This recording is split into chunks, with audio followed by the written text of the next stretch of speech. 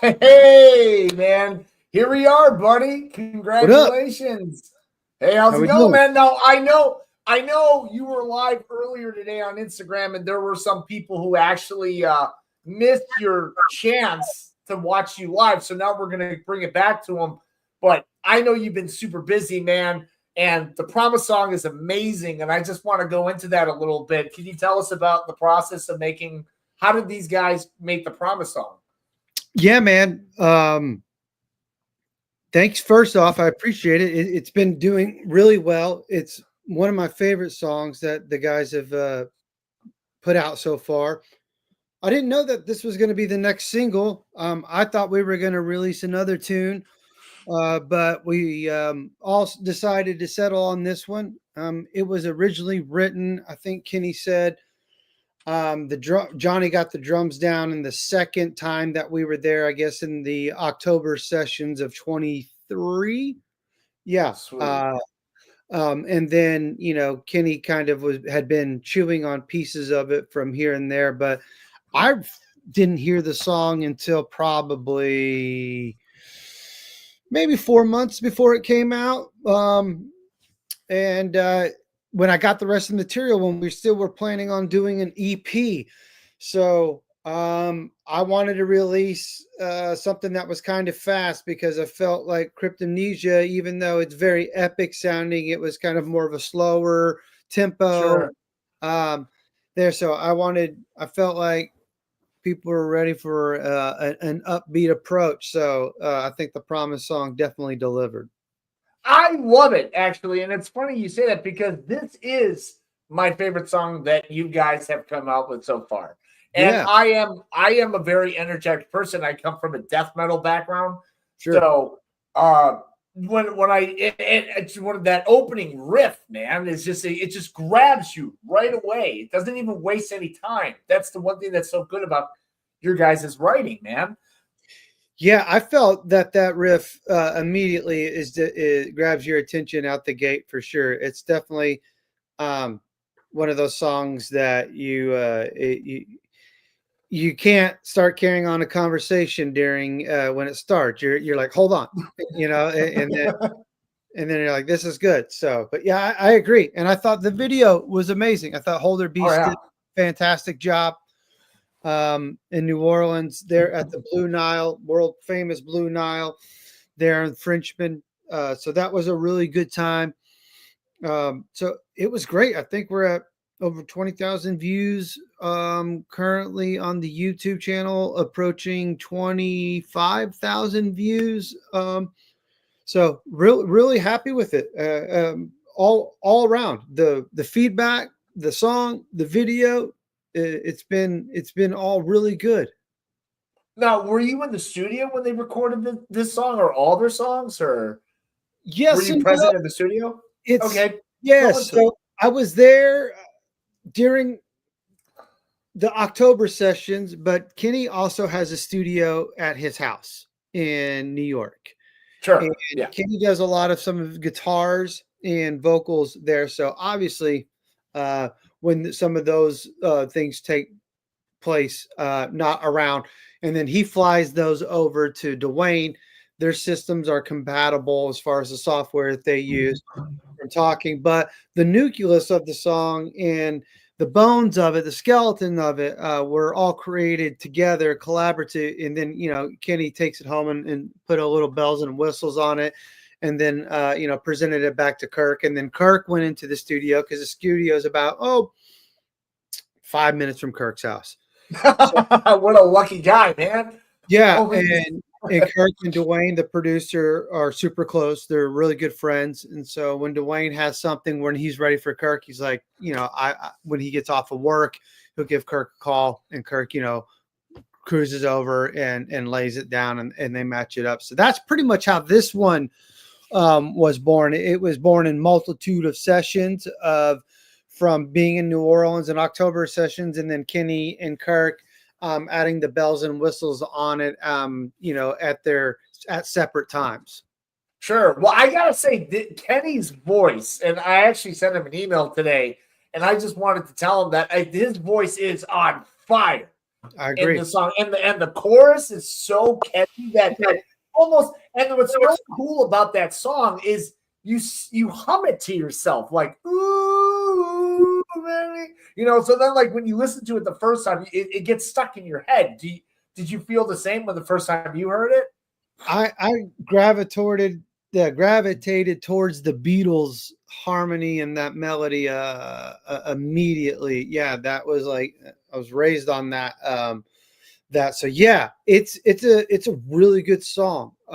It's heavy, but it's melodic enough to where you can hear this on the radio sandwiched in between, on the on the modern alternative station, whatever that's considered today, you know.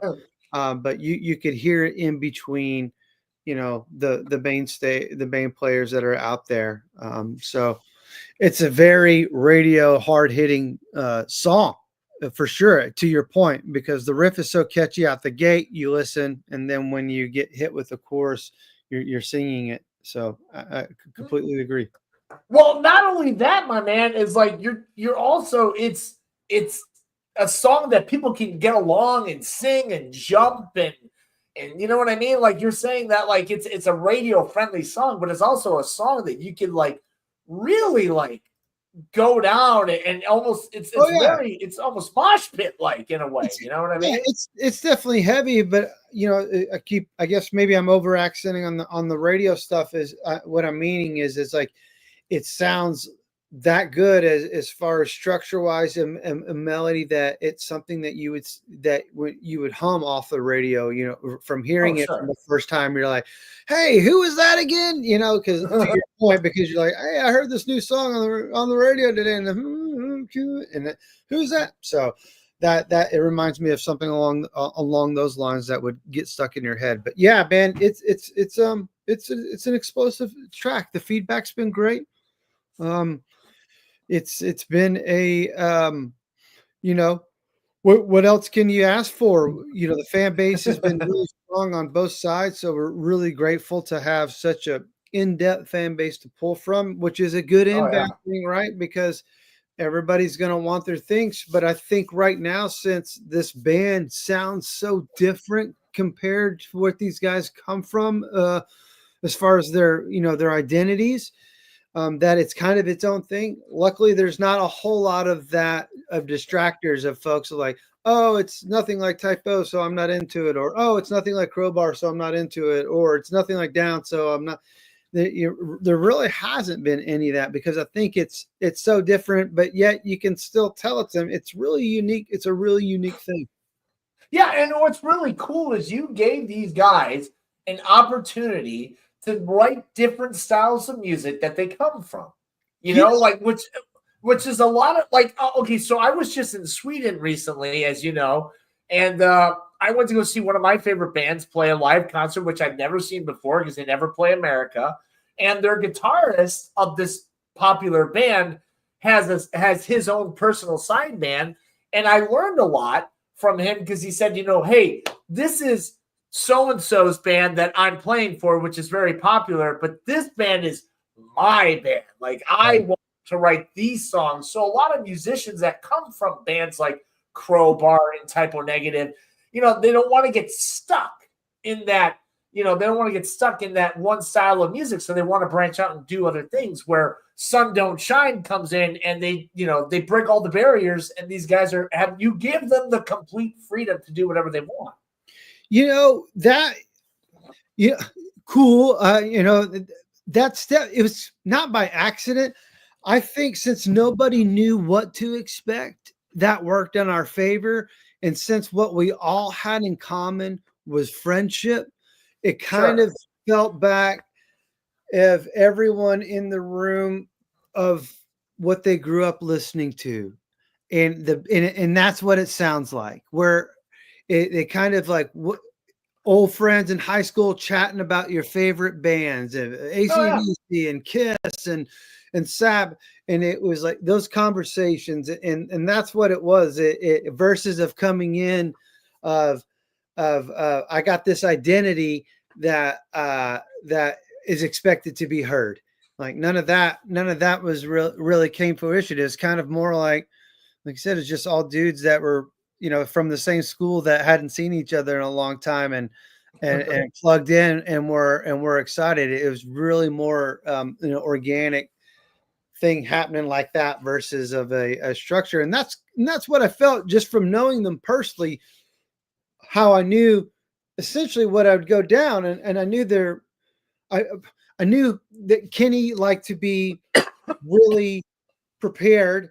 And I knew how Kirk, after speaking with him, Kirk's like, it's in here. And when it's time to pull it out, I'm ready. And I knew that was going to be a really good thing for both of them, because Kirk was excited to see Kenny have something. And then he fed off that. And then Kenny completely fed off Kirk's like just not pulling magic, but the magic's there the whole time. So it was nice to see them both just kind of feel relaxed and not really as much pressure that they would probably feel of carrying the, all the weight in other places. So yeah, definitely probably opened up some freedom for sure. No, I 100%, 100%, because you just said it earlier that, a lot of fans are expecting a second Crowbar or expecting a second Typo Negative. And the fact that both of these guys, I'm talking about Kenny and Kirk, they came together and they broke down that barrier and they said, hey, we're going to write what we want to write, and we're going to write it like how we feel that it should be written. And I think that you guys have been doing that ever since the very beginning. And, and Johnny and Todd, I mean, dude, Todd's bass lines are fantastic. Johnny Kelly, I mean, there's nothing I can say about that man behind the kit, man. I mean, he's done it all, and he is. I mean, he's on. When is he not on the road? But Johnny Kelly kills it on the drums, and this group is just so powerful, man. And I can't wait to see it live, man. Yeah, you've seen it live. We haven't yet, man. Well, I kind of, there really hasn't been a live show. I don't think we've played a song and it's completed before. I think maybe other than Dreams, maybe got the closest. But because everything else has been was created together, and then after those things get created, then they've been kind of, like I said, they put the bells and whistles on them separate, but not all the time, and each one kind of has their own thing. That's I think that's what makes it special, is because each one's been different. And so there is no formula, if you will, other than, the trust and belief that they know that it's working, and the excitement, and they just kind of feed off the energy. And that's really been what's working, is just the guys just enjoying writing music, Yeah. Sure. I think there's some pressure, and I've heard some interviews as well of, like, oh, we wanted, not to let down Andrew, which, I'm grateful for, and that's nice.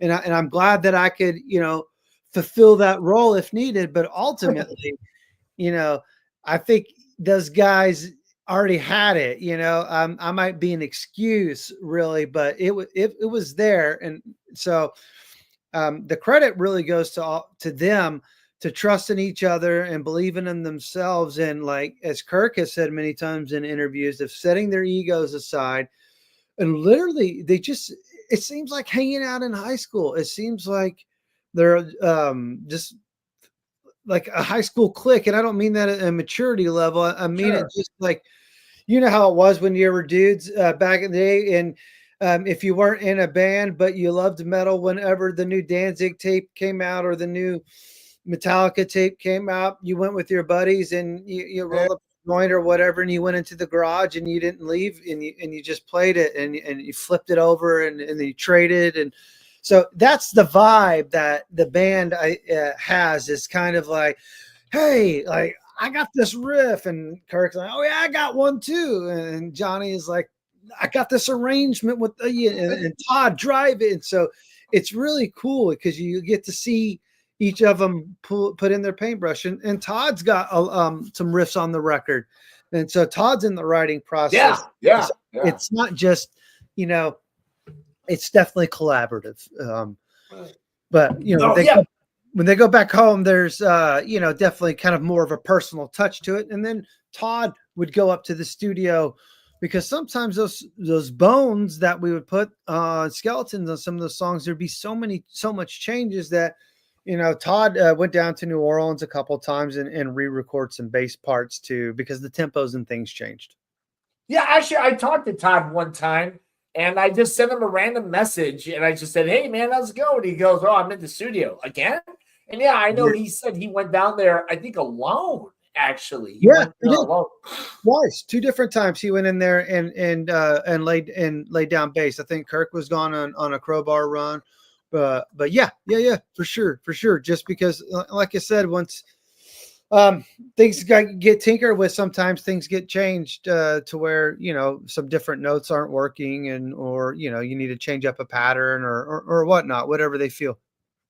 Yeah, all right. Now, what's it like being in the room with those guys? Because like you sent me clips that you recorded yourself when those guys first met, and they were playing "Dreams Always Die with the James Always Died with the Sun." What was that like being in the room and hearing that song live? Like, because like I said, you've experienced it live. I can say we have 13 people watching us right now, and I'm pretty sure all 13 of these people want to be in your shoes one day and just watch this live, you know? Well, that will happen. Like I said, one shoe at a time. But yeah, it's definitely going to happen. Yeah, and we know we had those European dates, and that was me getting excited to. You remember when you're a kid and you get new shoes and you could run faster.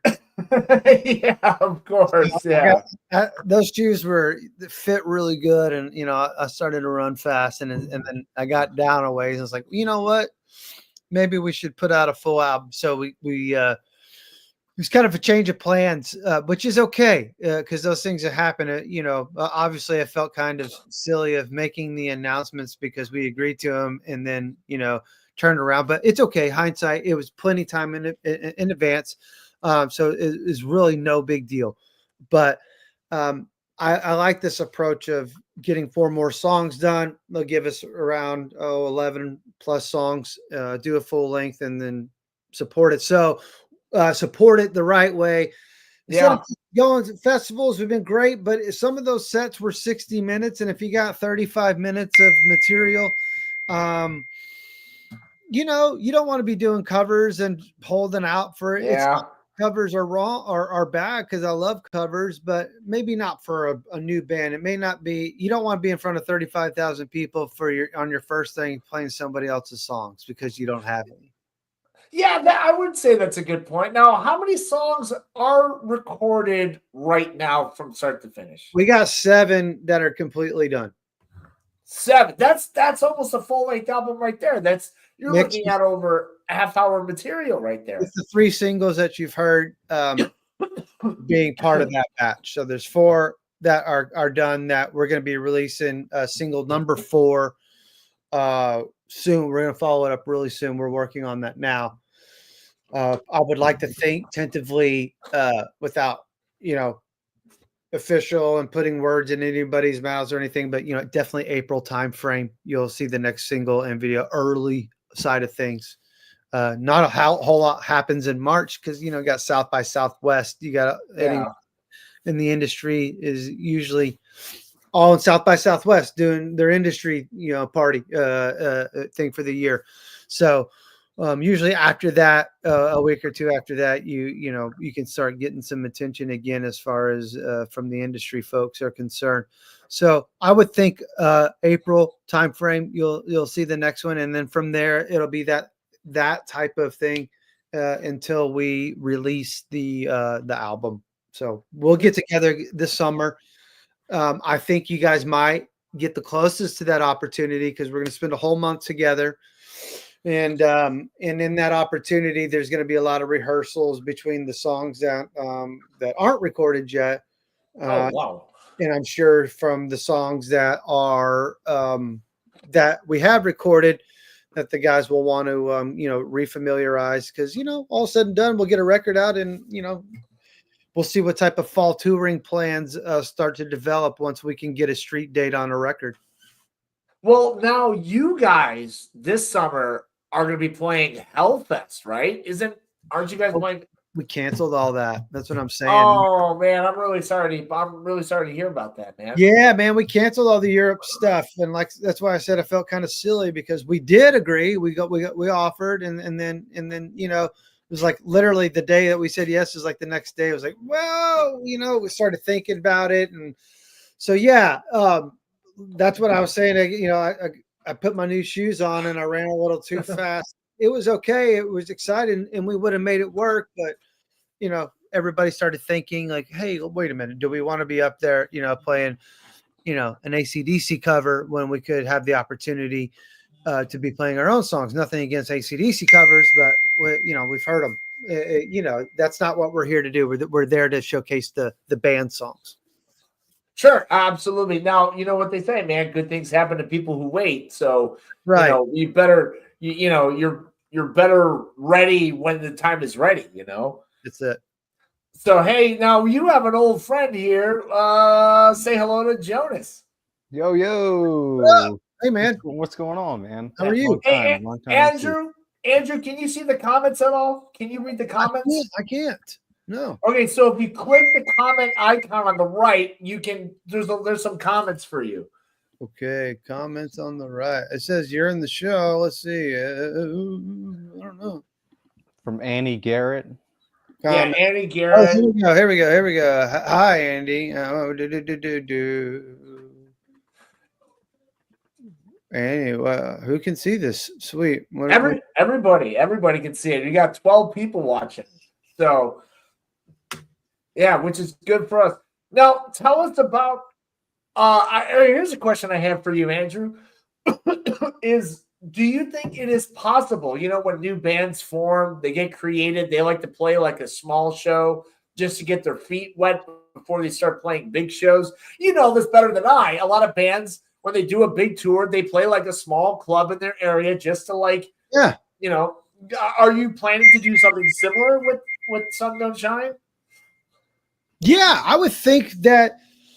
I would say realistically, we would probably play a show locally somewhere, in the New Orleans area first. I would think, maybe, Baton Rouge somewhere. Typically, I would think, but like you said, who knows? I live in the unknown. For all I know, I thought our first show was going to be in Belgium. What was on the book. So I'm really open. It could be anywhere, but logically you would think, somewhere we would start somewhere, do a New Orleans area show probably first and foremost would make the most sense. Now, okay, so Brutal Impact says, I'd love to see Sun Don't Shine with Acid Bath because, Acid Bath just reunited. Man, yeah. That'd be cool. Oh, yeah. Hey, where's Sammy? Hey, Sammy. Hey, Sammy. So now, Andrew, Jonas and I have talked about the Promise song. So let Jonas say some things, what he feels about the new song. Go ahead, Jonas. That one's my favorite song. And the funny thing is, I've told James every time, this isn't even a joke. Every time that y'all have released a new song, I'm like, man, this one's my new favorite. So now this one's my new favorite. So it's cool. I love it. Y'all just keep kind of evolving. It just gets better and better. Just the punches get harder. Yeah, I completely agree. It's been really good. I was telling James earlier, I was really pleased with all the feedback thus far. There really hasn't been any negative feedback. It's definitely becoming a more developed sound. Totally. Kenny's vocals are great. I think Jason McMaster on the Talk Louder podcast, really brought out a great point. He's like, you don't even really need to know who's in the band, but because you can just tell, but it doesn't sound like all those bands, but when Kirk's riff hits. Yeah. So it's that process, which is really cool that you still get to, Kirk's there, it's going to happen, but it's such a new format. You're like, oh, there it is. Here it comes. And it's still, you're waiting to hear it, but it's not, packaged the same way that you always hear it. It's Right. a really cool experience. Yeah, I would agree. It's like everything you already love, and it just keeps getting newer and newer. I think it's cool. And as far as the guys, how are they doing whenever they get back together and kind of go through the process? They just flow through it. It seems like they're very just natural with it, and they kind of just go with it, and you get the badass final product every time. Yeah, man, it's been interesting to watch this process develop because, as I was saying earlier, it's been kind of different for each one, and Hmm. so I think that's why you can tell it's the same band, but you can definitely tell there's 3 different songs. Hmm. But you can also tell that they came from the same place.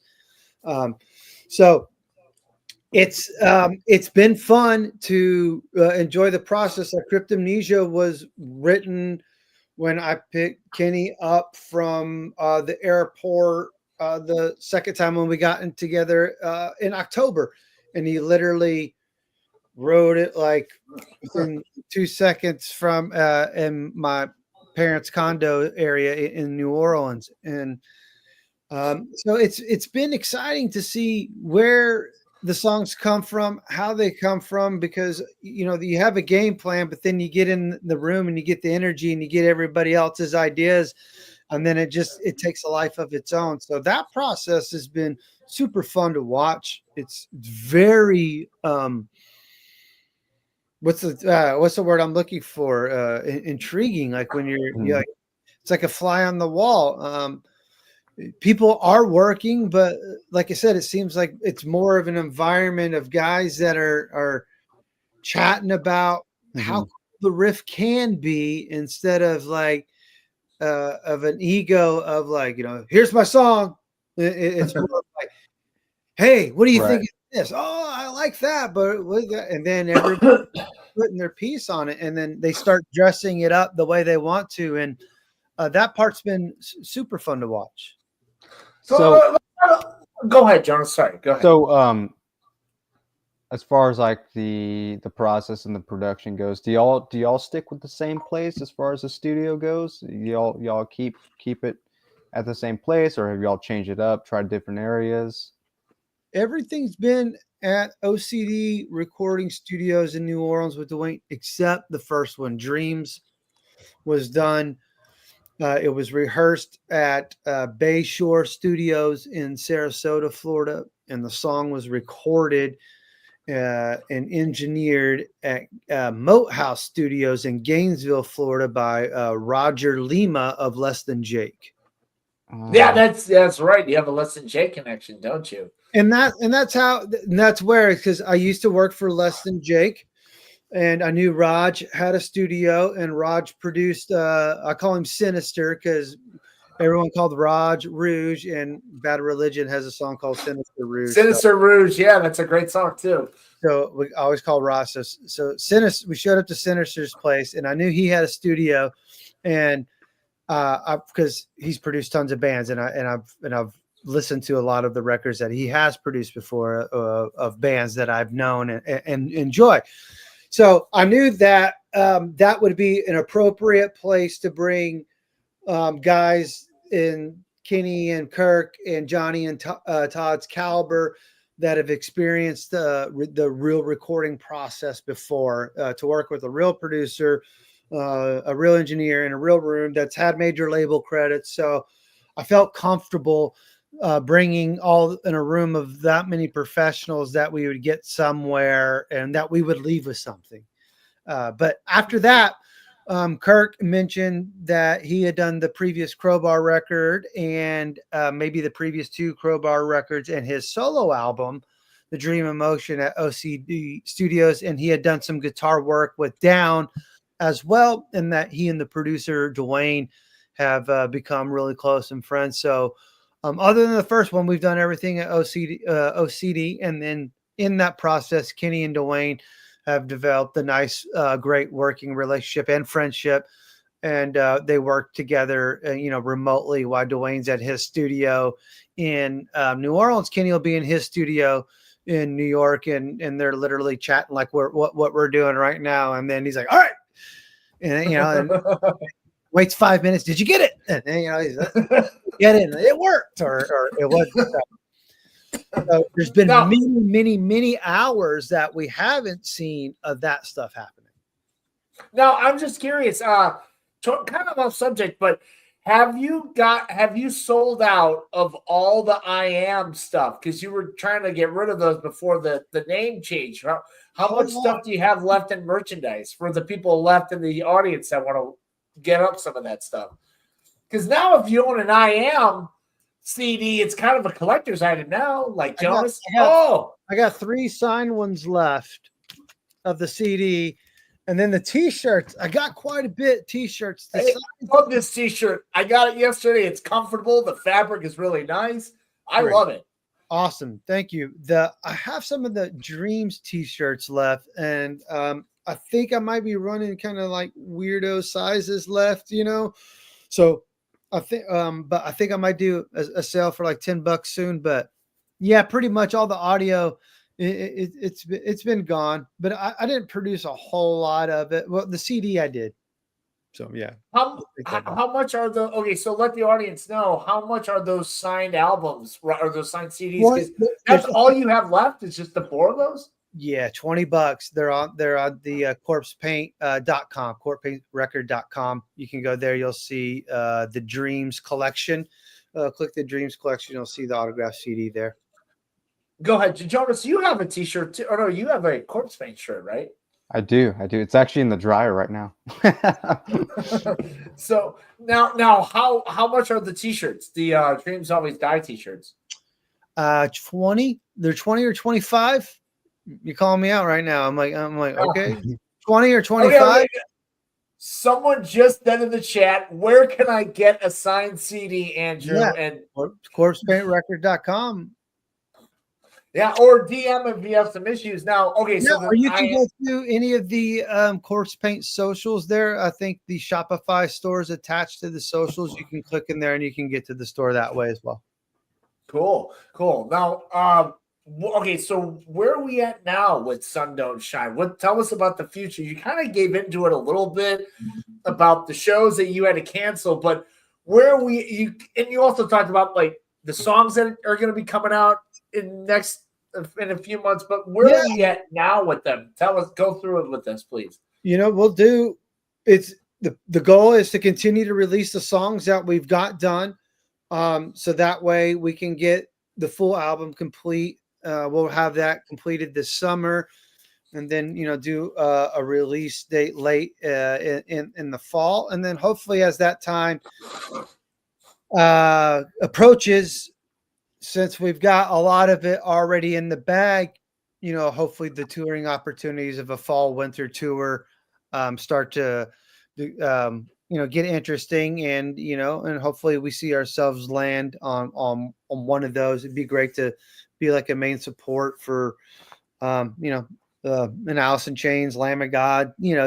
Just we could really go, I think, from that wide range of bands. We could go really heavy to someone to like Lamb of God, and we could go to somebody not as heavy to even an alternative crowd to a Smashing Pumpkins as well. So I think that will really be beneficial. We just won't have to do doom metal lineups. Nothing wrong with that. I could do those all day long. I love doom metal, but there's a lot of diversity with the melody there. So I'm hoping and feeling like, we should have some pretty diverse opportunities of bands that would want to have because the songs are great musically. Then obviously if somebody's trying to sell a few extra tickets, those 4 guys have sold a few in their day. So, all right, now you're telling me right now that you don't see Sun Don't Shine playing with the Spin Doctors? I don't say never, but I'll tell you, if you want to call me baby, just go ahead. Okay. So, all right. So, go ahead now. Just go ahead now. Okay. So, a friend of ours named Claire, she's on Instagram. I'm also broadcasting from our Instagram as well, Andrew. Cool. So Claire asked about, is there any chance about a headlining tour? She wrote asked a question for you. Sure, there's always a chance, but there, hasn't been any offers right now. But with an album, we could definitely fulfill a headlining set. So that's not off the table.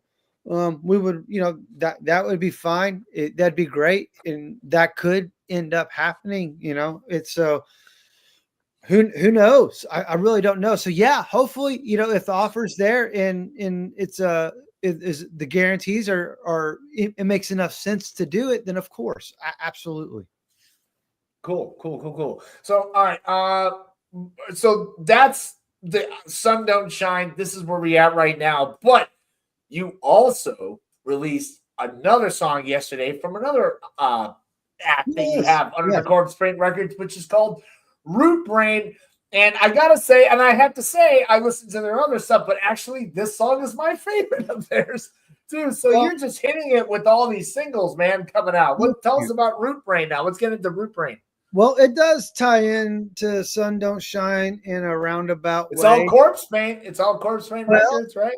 And I met Victor, who's the guitar player in Rootbrain, when I was working for Typo Negative. Typo Negative brought out Celtic Frost as a opening act, and Victor was the touring live guitarist in Celtic Frost on the last touring version of Celtic when Martin was still alive. Of course, it was Tom G, Martin A, and Victor on guitar, and Franco on drums. So I met Victor there. We're close in age. So we got along great, and we had a lot of the same similarities, and we just became friends. Like I said, I think maybe age had to do with it because, Kenny and Tom and those guys they're from the same genre. They're from the age group, and Victor and I are kind of like a decade behind. And so we just became friends, and we stayed in touch. And then, I got off the road and got domesticated and had my family life. And Victor, was also in Dark Fortress, and then he's been in Triptychon since they started. And so we would stay in touch here and there. And then finally, I was able to get in touch with him again because I saw Celtic Frost. Triptychon was going to be performing a Celtic Frost set at Hell's Heroes in Houston. Around the same time March, we recorded the Dreams song. So, I was like, oh man, I hadn't been in Houston for a long time. That's where the Hell's Heroes, which is a great festival, by the way. They're coming up in March here. Yeah, big shout out to Christian who does that festival over there. Great festival for you metal heads. But anywho, I digress. So Victor was in Triptychon, and I met him, reconnected probably 15 years since we saw each other the last time on that run with on the Dead Again run in 2009. And when we got together, we just caught up, man. And he was like, "Oh, I have this other band, Rootbrain. We call it Black Grunge. It's really good." And and I told him about the label, and it just kind of happened from there. And he goes, "Maybe you should put it out." And I was like, "Well, what's it sound like?" He's like, it's Black Grunge." And then, they started feeding it to me, and then we were going to do something. And then things changed. I had too much going on, and I just didn't feel confident that I would be able to really do anything for the guys, Sure. So I learned a lot. I got some information together. The previous distributor that I was using, I didn't feel like with Dreams did a whole lot for the band. So we switched distributors. So that kind of also put things, because I didn't want to bring any other bands. It just there was nothing wrong. I'm not going to talk negative on anybody, but they just they just didn't feel like they cared. I just felt like I was just a name, and and that's kind of like how I wanted the bands that I work with. I want them to know, like, they got to know, I got to believe in them, and they got to believe in themselves. And I got to believe that they believe in themselves. I've had a lot of folks that solicit material, but so with Rootbrain was easy because I believed in Victor because I've known Victor for a long time. So it was really a no-brainer, and it made it really easy. And then I heard the songs and I was like, holy shit. I was like, guys, this is really good. And I'm not just saying that because you're my buddy, because if it wasn't my cup of tea, I love death metal and black metal too, but I don't listen to Dark Fortress. It's not because I don't think it's good. It's just, it's not my thing that I listen to all the time. So when I listen to Rootbrain, I was like, I would listen to this all the time, and I do. And I was like, wow, this is really good, and I'm really excited. I think there's a lot of opportunity for that band. Yeah, no, let's talk about that band. Let's get on the topic of that band. So you talked about your history. How did you meet them? What are you going to release their full-length album? And by the way, off subject, but you just sold 2 CDs since you've been live with us. All right, thank you guys. So what's up, Andrew? I'm sorry. Go ahead. I said, thank you. Support. What are you sending me the 20% deal, or what? I don't know. Just 2 people just wrote. Hey, I just bought 2 different people. Thank you so much. Said, appreciate it, Jeff. Jeff Perry. And Brutal Impact. Just bought a CD. Oh, cool. Thanks so much, y'all. Really appreciate it. So yeah. Now, okay. So what's going? Is Rootbrain going to release a full-length single under Corpse Paint Records, the banner of Corpse Paint? What tell us about that? Yeah. So we did the single Unawares yesterday and the video today. 3-5, the EP. It's a 4-song EP. Then we're gonna do another single, the 4th song, probably around that time, probably April-ish. And then I don't know. We'll probably re-release their debut album, Breakwater, while they are recording new material this summer as well, because it didn't get a U.S. release. And there's some really strong song. Lion Tamer is a song on there. Floating Feathers is my favorite. They have music videos on YouTube, right? Because I've seen some of those. It's so good. It reminds me of like Satyricon meets Smashing Pumpkins. It's really good. So I think we'll probably re-release that over here because in the States, because it didn't get a proper release in the States, and then we'll see where it goes. But I know Triptychon's got some dates this summer, so I know Victor's going to be busy. I know Thomas Wright, who's the bassist and the man in charge, who is the Rootbrain of Rootbrain. It's his band. He's writing this summer. He has a young child, so when you got a young one, that's constant work, Yeah. Having a young kid, you just can't stop because they don't stop. So they just grow up, right? Yeah, man. So especially when they're young, and there's like raising kids isn't hard. It just doesn't stop, when they're that young. So but anywho, so I would expect new material from them maybe at the end of the year, possibly. So and we'll see what happens. There's nothing in paper, if you will, as far as anything goes. It's kind of everything's been a handshake deals because these are all been like like friends, and it's been like buddies. Oh, thank you. Hey, dude, Jeff, that's so cool, man. I really appreciate all the support. This is the cool stuff. Is I'm really excited that I'm putting out tunes that I would listen to. And that's it. And I've been excited. There's been a couple of other folks that have reached out to me that I don't want to go out in public that I'm interested in working with. So, but the Rootbrain, I think those guys have got endless potential. The songs are there.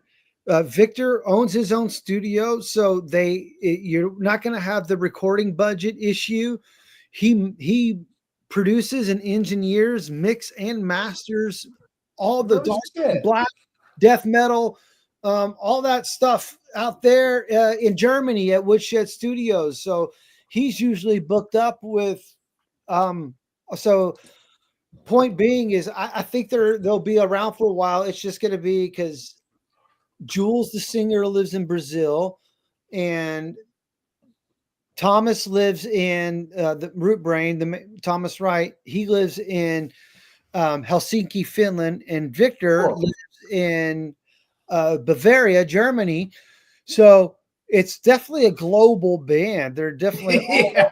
continents. Yeah. So there's the time they get together. It's literally once a year, and so they got to lay everything out way ahead of time and to go. So I don't know if the date's been set for them to get together of what that looks like for 2025 yet.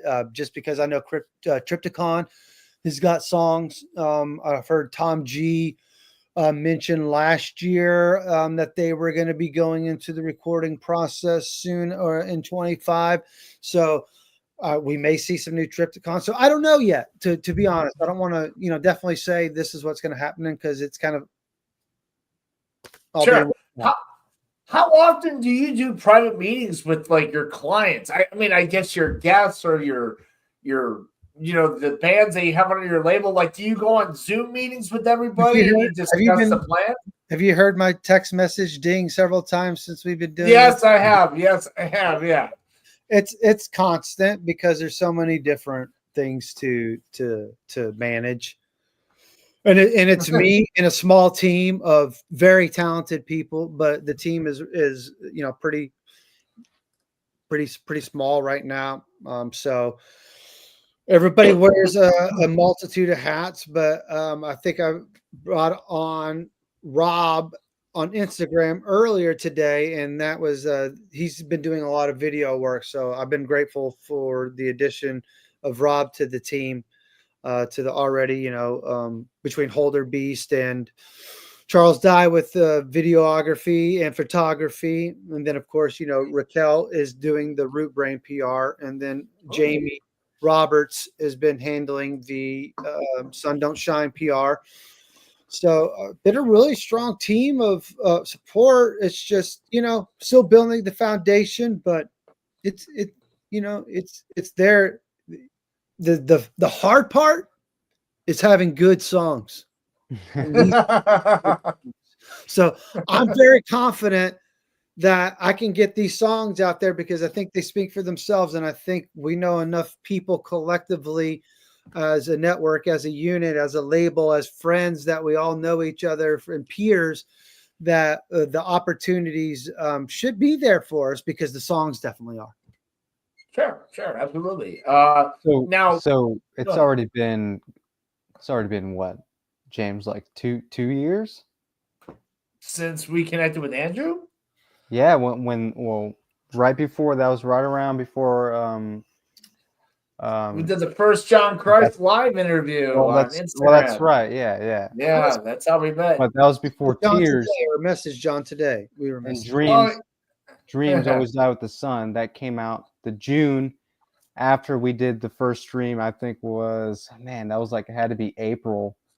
That's right. We did the first live Kenny stream with Andrew on Instagram, which was outstanding. Yeah, right. And that was already what, 2 years ago? Yeah. Yes. We're approaching 2 years. Yeah. 24 was a stagnant year. So we didn't release any material. I mean, we got stuff recorded, so that was cool, but it's okay. We've regrouped. We've got a plan now, and now we just got to execute it, and that's the cool part.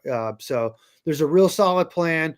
Before everything, we were just pulling it out because this was an idea that I had for like 5-6 years, and bouncing it back and forth. And when we got together, we just didn't know what it was going to do. It was really just all was just happening in real time. And yeah. I'm excited as shit, man. I've been telling James since the beginning. I'm just waiting to see these guys live. Like I have to. We have to do it. Whether I fly out to Chicago or wherever it has to be. Sure. I would agree, but I just want to make a comment about you said 2024 was kind of a quiet year. I kind of think, in a way, it benefited you guys because Kenny started doing a lot more PR. Like you guys, like every member was kind of promoting Sun Don't Shine within that year. And I'm sure over the time, over a long time of all these guys talking about this project, it actually made the project more and more popular. Like so I think you taking a year off probably benefited the guys actually, because then it's the time, now it's the growing part. I mean, dude, Corpse Paint Records, your numbers have been growing so much since we first talked to you 2 years ago. Now you're in the thousands. You outdid the Friendly Men, man. Like Corpse Paint's in a different ball field. It's all helping each other. No, and I'm grateful for everything and all the info. And thanks, Jeff Perry. He said he found us from the Kenny Talk Louder podcast. Cool. Yeah, see, that's what I'm talking about, Andrew. These guys are doing they're doing the PR for you, man. Like, yes, I'm grateful. Yeah, Kirk's, how many Crowbar tours he's done? He's done a lot of Crowbar, and I'm really excited to see Down get fired up. Down is I was playing Rocky Metal Fest. Down was one of my favorite bands, and still is one of my favorite bands. I moved from Ohio to Baton Rouge the month that NOLA was released. I moved there in '94. Whoa. From there, and so that album's just it's like it's embedded in me. So yeah. So I'm super stoked, and yeah, it definitely, no harm, no foul. Everything happens for a reason.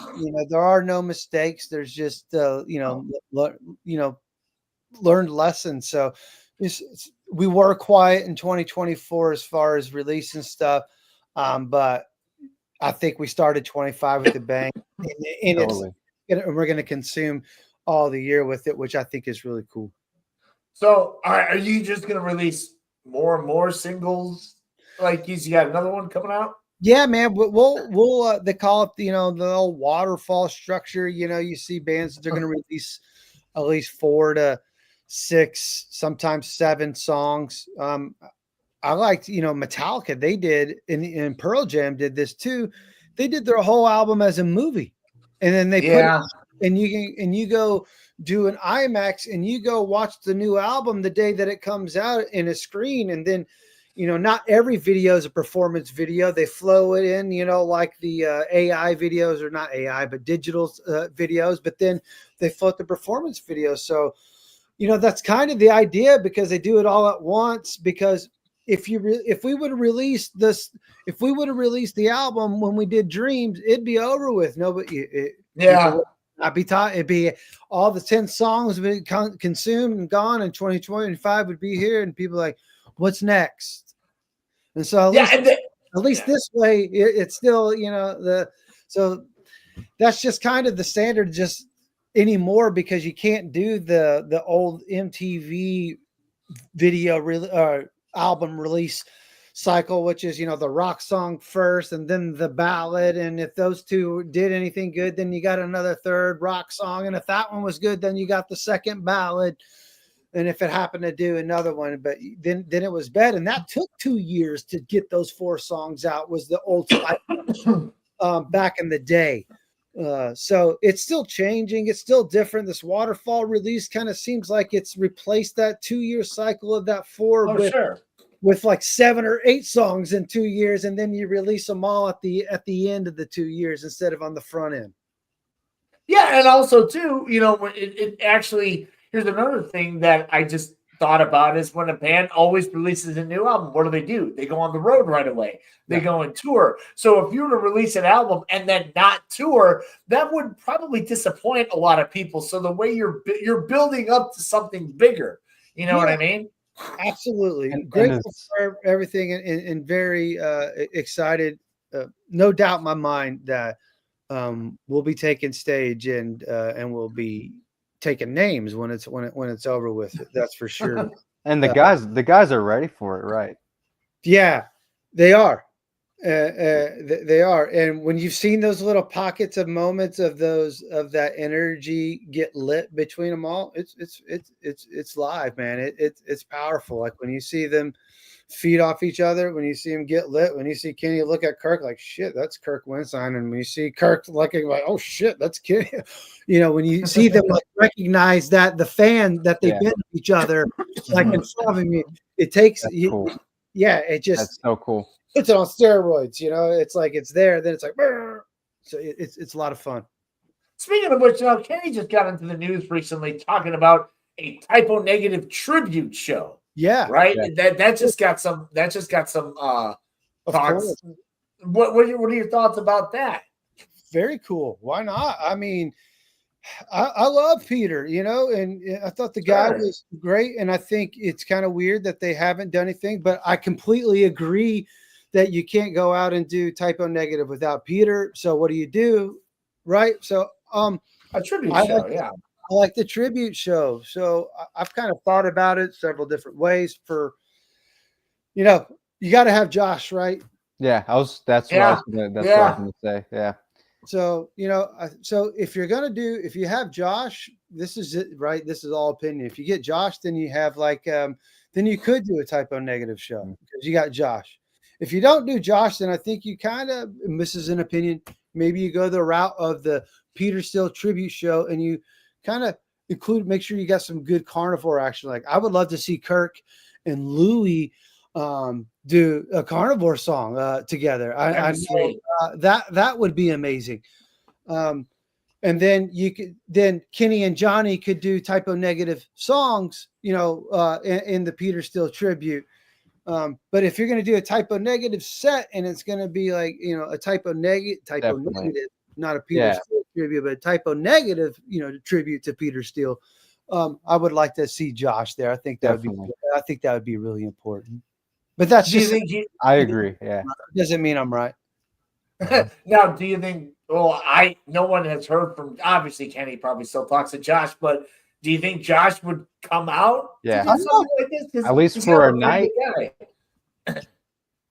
I don't know. Yeah. I know Josh, and I know I haven't talked to him about it. We're friends. And I don't know. We really don't haven't discussed it. I've discussed Sun Don't Shine with him. But that's cool. I haven't discussed a hypothetical typo negative reunion with him. I haven't. So do you think you can throw some keyboards in for a Sun Don't Shine track or what? Yeah. Oh, I was, when I had this idea and when I was trying to line out a studio and I was trying to find somebody to mix and master the song, because when Roger Sinister agreed to do the song, I still didn't have anybody to mix it because he was going to go on a Less Than Jake tour. And he's like, dude, I can record it, I can engineer it, and but he's like, I'm not going to be able to mix it, or I'm just going to have to hand it to you like that. And I was like, okay, that's fine. So I wanted Josh to mix it originally. And so I talked to Josh and I didn't get a no. I also got some other opportunities who we had mixed the original. And then Dwayne with OCD did a mix that you got. That's now the one that's on Spotify that you will hear on the album. Oh, sweet, man, sweet. Jay Russell was the original, the one that we released as I Am. Jay Russell, who's the Anthrax, Corey Taylor. He's got how many #1 albums in the past 5 years? So he mixed Dreams, but Dwayne's done everything else. Yeah, you trusted him. Now, do you have two of those signed CDs are now bought? So now how many more? How many do you have left? Just two in stock or what? That's it. I like Ruta Palani said, what if they did Peter as a hologram? That's my original choice. I think you should have a hologram and they should take a live show from the best of the performances of the live they have from him and have the hologram sync up to the live and they rehearse to that live out over again. Even find some of their favorite live banter that he did throughout the years and throw that in. So that great. And I think that would be the coolest for sure by any means. They got to get Jeremy Slitsy involved in this too. I mean that would be That's a without given. Yeah, that would be without saying. Yeah, there wouldn't be a if that would happen, Jeremy would be, of course. it's gonna be the style for sure. Deal.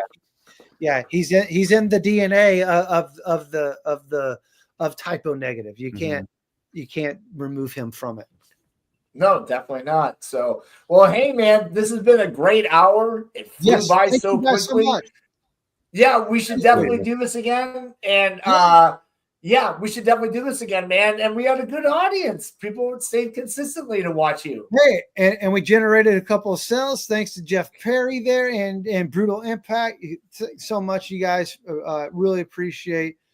And of course, James and Jonas, stoked on you guys. It still blows me away if folks are interested in the label and want to talk about it. And so I'm really grateful that you guys, want to spend your time chatting about it. It means a lot. I appreciate it. And next time we do it, we will plan ahead instead of an hour before we go live. That sounds like a better idea.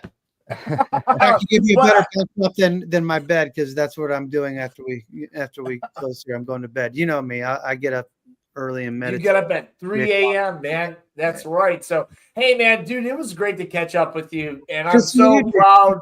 It's so now this is our first talk that I've had with you since I've been back to the U.S. And I'm proud of your label, how far it's growing. And Jonas and I have seen this in real time. How big your label is growing. Oh, great. Cool. I'm very, very, very proud. Very proud of that. Man. Well, thank you. Hey, I can see so far because I stand on the shoulders of giants. So thank you guys for lifting the label and the visibility and all that stuff. It wouldn't be anywhere without the people that are interested in it. So thank you. Thank you so much. Yeah, absolutely. So, all right, guys, thanks a lot for sticking around. Enjoy. Follow Andrew at corpsepaintrecords.com and take care of everybody. Ooh. So, all right. This is your homeboy Bobby Horn speaking, and thank you for watching our live stream. Jonas never say hi to me. Carrie Bonner, how are you doing? Mashed potatoes are great.